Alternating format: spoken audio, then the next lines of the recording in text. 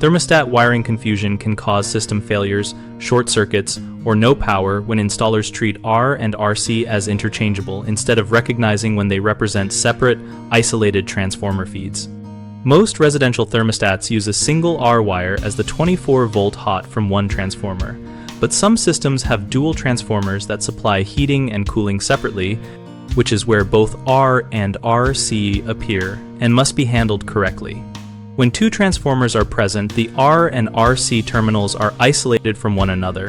Tying them together with a jumper creates a direct short between transformers and will trip a fuse or blow a transformer.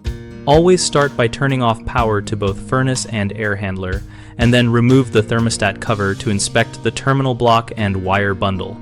Label each conductor as you remove it so reconnection is exact. Use a multimeter set to AC voltage between each R terminal and common to verify independent 24-volt sources. If there is voltage between R and RC, that indicates a jumper has been left in place, or the system is single transformer, and the jumper is required. If your thermostat requires a single R input but the system has two isolated transformers, either install a properly rated isolation relay to combine control or rewire the control so a single transformer powers the thermostat while maintaining separate control circuits for the equipment. When in doubt, consult equipment wiring diagrams on the furnace and air handler panels and follow manufacturer instructions. Improper changes can void warranties and create safety hazards. 3 common mistakes are leaving the factory jumper in place on dual transformer systems, which shorts the transformers. Solution: remove the jumper and wire R and RC to their respective transformers or install an isolation relay.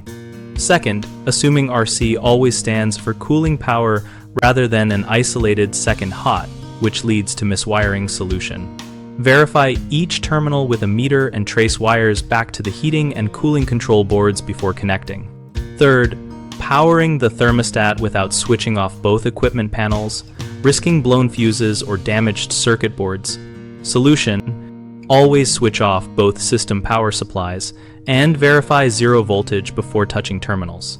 BigHomeProjects.com connects homeowners with local contractors specializing in HVAC and thermostat work so projects get handled by qualified professionals. The site also helps contractors find targeted local leads and manage bid opportunities for residential jobs.